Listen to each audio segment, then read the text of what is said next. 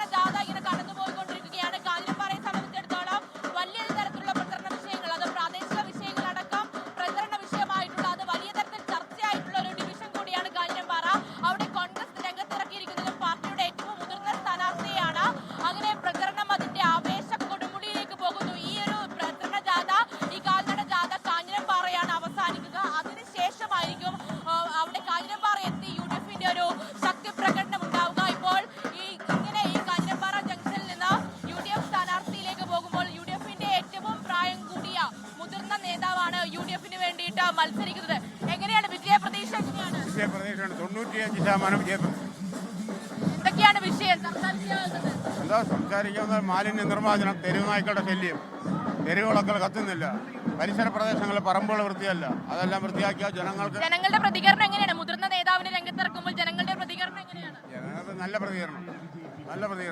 വിജയകുമാർ, അങ്ങനെ തന്നെയാണ്. ഇവിടെ UDF സ്ഥാനാർത്ഥി ഒരു കാൽനട ജാഥയായിട്ടാണ് കാഞ്ഞിരംപാറ ജംഗ്ഷനിലേക്ക് പോകുന്നത്. ബാൻഡ് മേളത്തിന്റെ അകമ്പടിയോടുകൂടിയാണ് പ്രചരണ ജാഥ പോകുന്നത്. അതിനുശേഷം കാഞ്ഞിരംപാറയിൽ ഒരു ശക്തി പ്രകടനം ഉണ്ടാകും. അവിടെ LDF-ഉം BJP-യും ഒന്നിച്ചു ചേർന്നുള്ള ഒരു ശക്തി പ്രകടനമായിരിക്കും അല്പസമയത്തിന് ശേഷം നമുക്ക് കാണാൻ സാധിക്കുക. എന്തായാലും ഇപ്പോൾ കാൽനട പ്രചരണ ജാഥ ശരി, ഏതാണ്ട് 1.25 മണിക്കൂർ മാത്രമാണ് ഇനി ഈ 7 ജില്ലകളിൽ തദ്ദേശ തെരഞ്ഞെടുപ്പിന്റെ പരസ്യപ്രചാരണം അവസാനിക്കാൻ ബാക്കിയുള്ളത്.